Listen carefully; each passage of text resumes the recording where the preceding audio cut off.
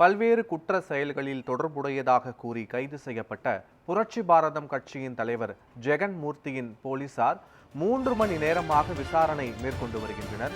இது தொடர்பான முழுமையான விவரங்களோடு எமது செய்தியாளர் தமிழன் இணைந்திருக்கிறார்.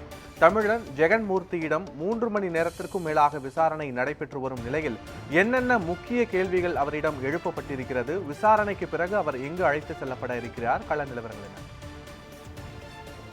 நிச்சயமாக பத்மநாதன், திருவள்ளூர் மாவட்டம் திருவலாங்காடு காவல் நிலையத்தில் சிறுவன் கடத்தப்பட்ட விவகாரத்தில் திருவலாங்காடு போலீசார் இன்று காலை 9 மணி அளவில் புரட்சி பாரதம் கட்சியின் தலைவரும் கேவிக்குப்பம் சட்டமன்ற தொகுதியின் எம்எல்ஏமான ஜெகன்மூர்த்தியாரிடம் காவல்துறையினர் தொடர்ந்து 4 மணி நேரமாக விசாரணையானது தொடர்ச்சியாக மேற்கொள்ளப்படுகிறது. குறிப்பாக பார்க்கலாம், இன்று காலை ஒரு 9 மணி அளவில் புரட்சி பாரதம் கட்சியின் தலைவர் ஜெகன்மூர்த்தி காவல் நிலையத்தில் ஆஜரானார்.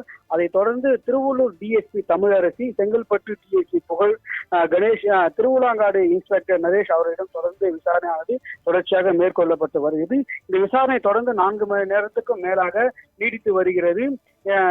இந்த விசாரணையின் போது தொடர்ச்சியாக பார்க்கலாம், திருவள்ளூர் பகுதியில் ஆங்காங்கே போலீசார் பாதுகாப்பு பணியில் ஈடுபட்டு வருகிறார்.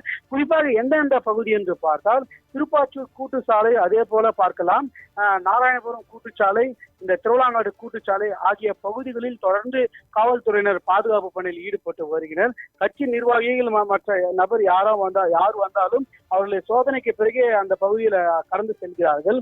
இதனால் இந்த பகுதி பெரும் பதட்டமான சூழ்நிலை ஏற்பட்டு உள்ளது. பத்மநாதன், விவரங்களுக்கு நன்றி தமிழன்.